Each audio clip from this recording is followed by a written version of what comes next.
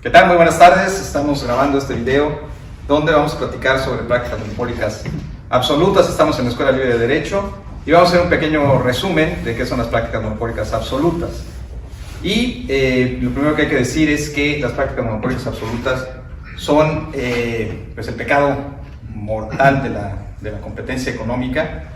Son aquellos acuerdos entre competidores para fijar precios, restringir el abasto, segmentar los mercados o ponerse de acuerdo en licitaciones, o inclusive intercambiar información con ese mismo objeto y efecto, y que producen un grave daño a los consumidores. ¿Por qué son tan graves las prácticas monopólicas absolutas? Porque podemos tener un mercado donde exista competencia, piensen ustedes en 5 o 6 competidores, pero que un día se van al club de golf, se ponen de acuerdo en fijar los precios, y de un día para otro tenemos un mercado que se empieza a comportar como si fuera un monopolio, un mercado donde se puede restringir la oferta y suben los precios.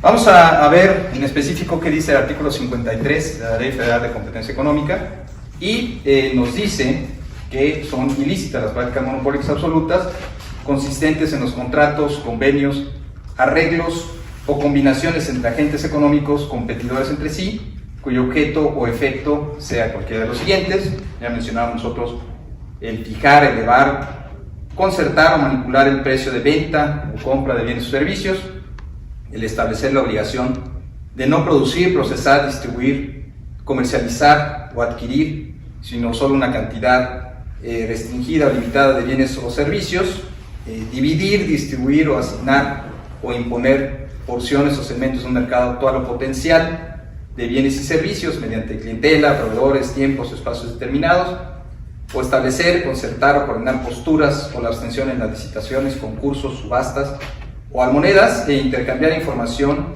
con alguno de los objetos o efectos a que se refieren las anteriores fracciones. Las prácticas monopólicas absolutas, por supuesto, son nulas de pleno derecho y generan responsabilidad penal, una responsabilidad administrativa muy grande. Las sanciones que se pueden imponer por estas prácticas pueden ser hasta del 10% de los ingresos de las personas que participen en ellas, y además los que participen en nombre o representación de una empresa también pueden ser sancionados con sanciones que pueden ir más o menos hasta los 18 millones de pesos.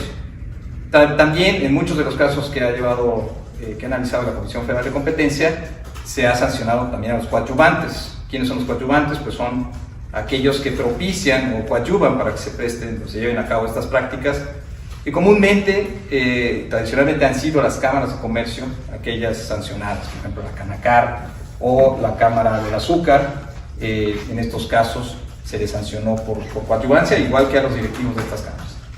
Entonces, bueno, estas prácticas, hemos mencionado, son muy graves por el efecto negativo que tienen, pero requieren 2 elementos importantes. Uno, que los que participen en ellas sean competidores.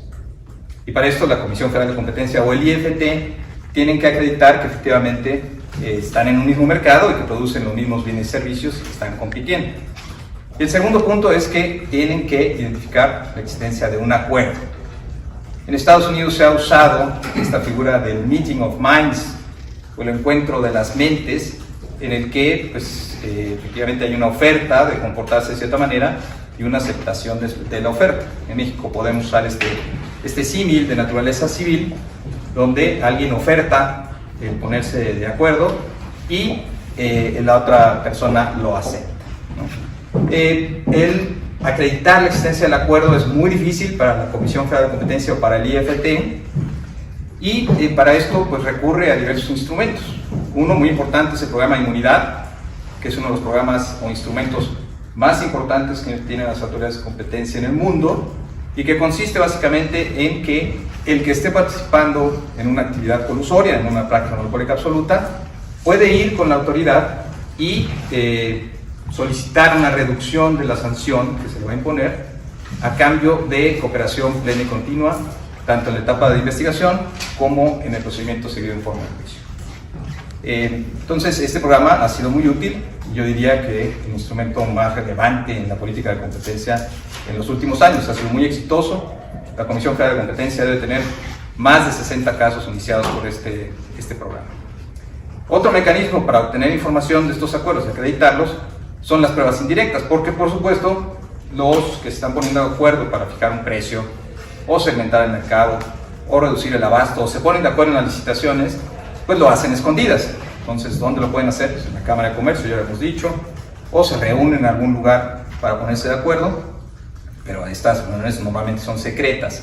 Entonces, a través de los tribunales y de la propia práctica administrativa, se ha desarrollado la prueba indiciaria como una prueba muy importante para poder demostrar la existencia de carteles. Y esta prueba, pues precisamente está formada por indicios que, concatenados unos con otros, nos llevan a demostrar con hechos probados, los hechos probados que son estos indicios, nos llevan a demostrar que la consecuencia única y lógica posible es la existencia de un acuerdo para fijar precios, reducir el abasto, segmentar los mercados o ponerse de acuerdo en licitaciones. Uno de los casos más relevantes que platicamos aquí en clases y que vamos a ver con mayor detalle es el caso de los laboratorios que se ponían de acuerdo para fijar el precio de la insulina y de los sueros inyectables en las licitaciones que hacía el IMSS. Durante muchos años hubo este acuerdo y la comisión lo investigó y pudo demostrar a través de una prueba económica y de diferentes pruebas indiciarias la existencia de este acuerdo.